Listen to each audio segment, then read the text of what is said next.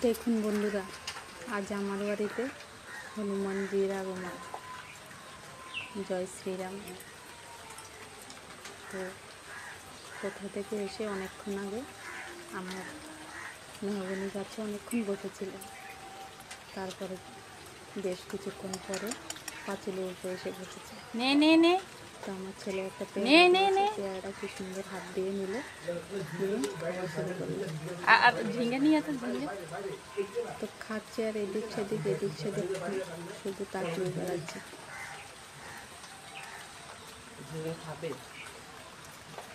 দেখতে পাচ্ছেন, শুধু কেবল এদিক সেদিকে তাকিয়ে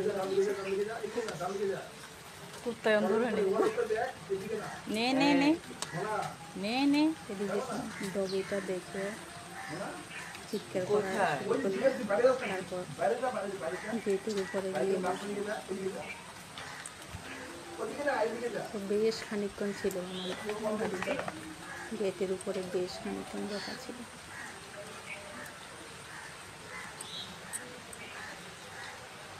তো পেয়ারাটা তো খেয়েই যাচ্ছে। পরে আমার ছেলে আবার একটা ঝিঙে এনে দিল। ঝিঙে তো খাবো না, দেখছে আর কি খাবে কিনা। তো নিচ্ছে না বলে রেখে দিল ওখানে। ঝিঙে খাইবো না, ও খাবে না, শুধু তাকিয়ে যাচ্ছে। কি পেয়ারা খাচ্ছে সুন্দর মতো। এদিকে ডগির কাণ্ড, বানরটাকে দেখে আমার ডগি কি হিংসায় জ্বলে যাচ্ছে। ওর বাড়িতে কেন আসলো, কেন ওর বাড়ির গেটের উপরে এসে বসে আছে। এত হিংসা হচ্ছে তোর কেন? মনে হচ্ছে হাত দিয়ে গেটের উপরে বসে আছে। যা, কি যে দেখছে চারিদিকে বুঝতে পারছি না। কি হলো?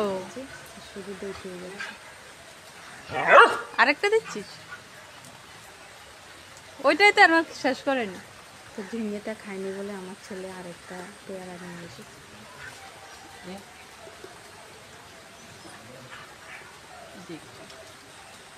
পেয়ারা আছে, এই জন্য মনে হয় নিচ্ছে না, কারণ একটা খাওয়া শেষ না হতে আরেকটা নেবে না হতো।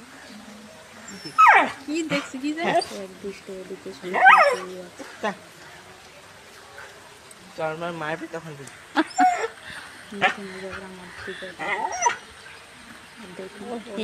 হিংসে হচ্ছে, খুব হিংসে হচ্ছে। নে পেয়ারা নে। একটা হাতে আছে তো এই জন্য নিচ্ছে না মনে। কি দেখছিস এত? কি দেখেছিস? দেখেছি 12 দিতে গিয়েছিলাম, চাপলা ধানে গিয়ে দেখেছিলাম। হাতে আছে যে জন্য নিচ্ছে। গাছে প্রচুর হনুমান দেখেছি। দেখছিস? হাত পা ভাঙবি? কি বসে আছে উপরে, তোর কি এত? হনুমান কিংবা বানরের কাছে গেলে নাকি মারধর করে, হাত দিয়ে নাকি থাপ্পড় দেয়, কিন্তু আমার সেটা মনে হয় না।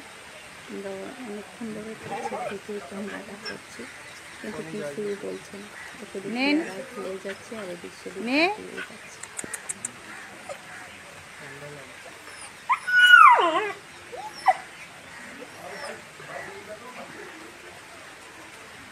যে আমার বাড়ির গেটের উপরে বসে, একদম গেটটার উপর এই লাভ